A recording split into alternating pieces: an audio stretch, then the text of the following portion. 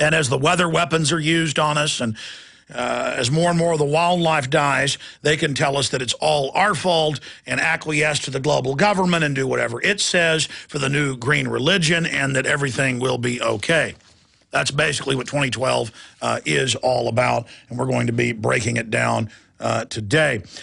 Separately, another little tidbit of news here. Florida professor arrested for having a suspicious bagel on a plane. That's the MSNBC headline. Passenger claimed man had suspicious package in the overhead compartment. It was a bagel. And I've seen comedians, movie stars, you name it, reading best-selling books about jihadists.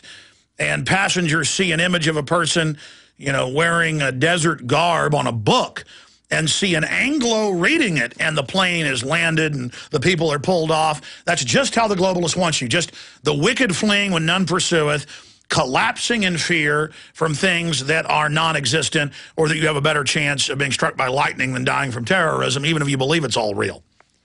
I mean, through the movies, the culture, the hundreds of TV shows about terrorist attacking and how they're everywhere, and these plots of the heroic CIA and FBI agents torturing people and other things to stop the bad guys. The average person out there, at least was in years past, shaking in fear. Just 5-6 years ago, the number one poll, the number one threat that people talked about in national polls was terrorism. Now it's less than 10% think it's important. I mean, it's just like getting into it. It's like imagining that there's flesh-eating zombies, out in the countryside. You ever taken somebody out camping? Back in college and things, I would take girlfriends camping, and we'd go with friends. And I knew a lot of girls from the city who would get spooked by just driving through the countryside, or spooked at night. They thought that grizzly bears were going to come out and eat them. And that's because their ancient instincts are to be afraid out in the woods. But man's killed everything that's basically dangerous except for rattlesnakes and things. But they're never scared of something that's actually a threat. It's just scared of the dark. And so that's what this national or international mass psychosis is they just take the instincts of man's fear of the dark and then put a turban or a burqa on it, and the media can just show you an image of a Muslim in desert garb, and everyone just falls down groveling in fear and basically soils themselves and begins crying out for men in black uniforms to save them. Meanwhile, it's the men in black uniforms financing, in almost every case, the Muslim extremist. So that, of course, is a major issue. Florida professor arrested for having a suspicious bagel. Bagels are with Al-Qaeda now. Passengers claim man had suspicious package in the overhead compartment. So if you see something, say something.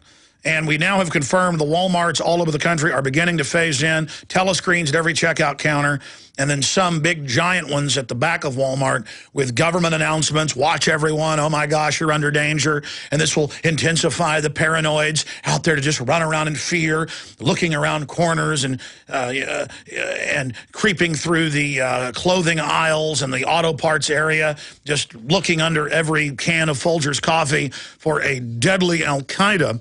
And so suddenly, as part of this mass hallucination that's enforced by the media and the thousands of anti-terror drills where they'll blow up a bus in the middle of the town and announce for a few hours terrorists have hit, and they'll lock down the schools.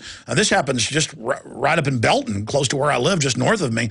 I got word about one and went to the drill. They blew up a car and blew up some stuff, and the mayor announced terrorists were hitting, and it was even in the paper the next day that terrorists had hit. But in the last paragraph of a long half-page story, it said, by the way, it was just a drill.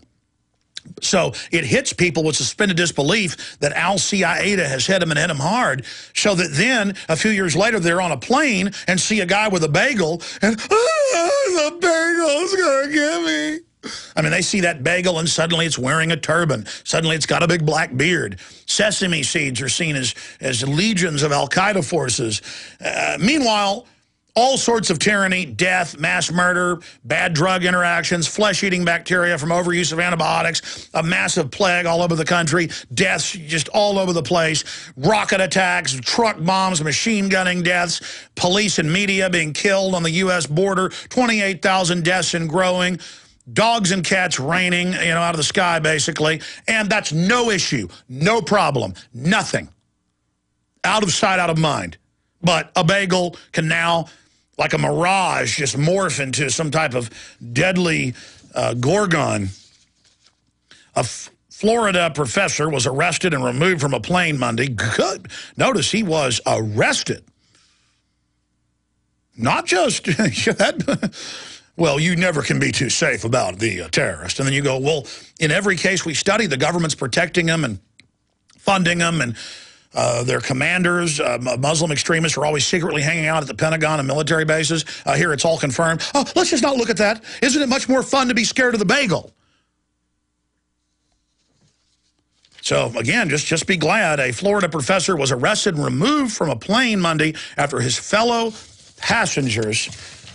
And see, government, like attack dogs, have been trained. The most ridiculous phone call, the most ridiculous warning, they hyperventilate over all of that and get all upset. But when I called the FBI Threat Fusion Center that Janet Napolitano is handing out nationwide at universities and high schools and government buildings and private corporations, if you see anything suspicious or have any tips about terrorism, call. And so I call and say, okay, here's Fox News, number 3 in Al-Qaeda, number 1 overall operationally.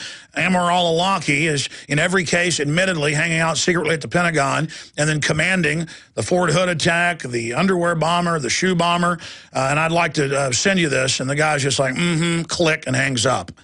So you give them a real terror threat. I mean, you tell them right where the terrorists are and exactly what's going on, an admitted fact, and they just don't want to hear it. But if you say a bagel's scary, people are going to jail.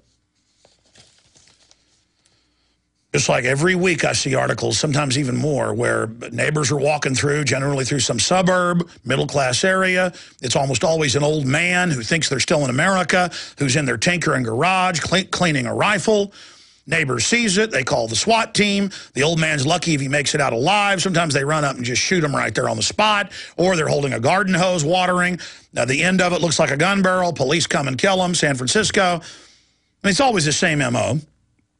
Or a carpet cleaner's in your house, or the cable guy, and sees a gun case and calls the police and says your shotgun's a machine gun, and they show up. And a lot of times they go ahead and confiscate the guns. Well, you got 8 guns, and we found 2,000 rounds of ammo, and the local police spokesman will go out and have a press conference and say, we have arrested Mr. Johnson. He had an arsenal. And then people say, is there a law against those? The press never asks that. They just sit there going, oh, my gosh. And you'll hear the radio announcers and the local TV news people. They always have like that happy-sounding announcer going, Mr. Johnson was taken into custody by police officers. I heard him last night on the radio announcing, oh, they're trying to pass a law in Texas that if you've ever had a DWI, it'll be marked on your license. Isn't that good? And they had so much enjoyment talking about the police state marking of everything. You know the history of that. It's very dangerous. Next, what will it be? Yellow stars for anybody who ever got pulled over and had 1 beer? Oh, yeah, they're lowering it down to any alcohol all over the country through the federal lobbying. But again, they alerted the crew about the bagel. Crew members thought they had a suspicious package. And the suspicious package turned out to be keys, a bagel, and cream cheese, and a hat. I mean, I've got the FBI warning flyers. It says blue jeans, is polite, is a nice guy, has a cell phone. I have another training manual that says a woman with a baby carriage.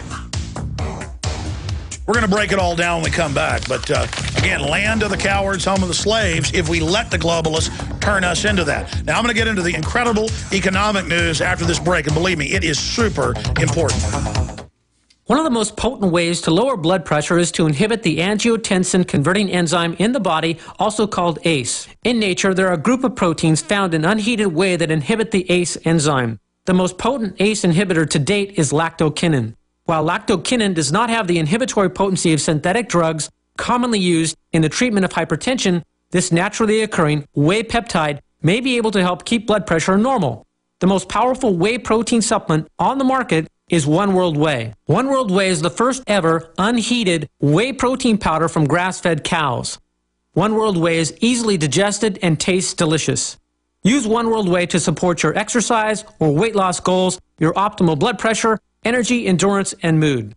To order, call 888-988-3325. That's 888-988-3325. Or visit oneworldway.com. That's oneworld.com. Good day, Jim Newcomer from Midas Resources, January 5th, 2011. Gold opened this morning at $1,380. A 1-ounce gold coin can be purchased for $14.15.76, $707.88 for a half ounce, or $353.94 for a quarter ounce. That's $14.15.76, $707.88, or $353.94. Again, the Congressional Budget Office sounds the alarm, warning of Greek-style U.S. debt crises. CBO is drawing a parallel between U.S. economy and the Greek economic meltdown. Debt to GDP climbing to unfamiliar territory and deficits rising to unsupportable levels. Hi, Ted Anderson. The Federal Debt and Risk of Financial Crises document the CBO has published is a must-read for every American. Covering the risks of deficit spending, aging population, and rising interest rates spells economic disaster.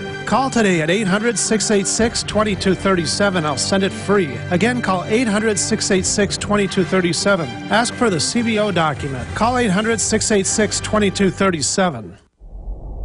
Hundreds of nations have fallen to tyranny in the last century alone. This is our last chance to not relive history. As we're finishing off this agenda, they'll be pulling the rug from underneath Americans at home. I have tremendous influence on our president and Congress, and they really are calling the shots. I think it's incumbent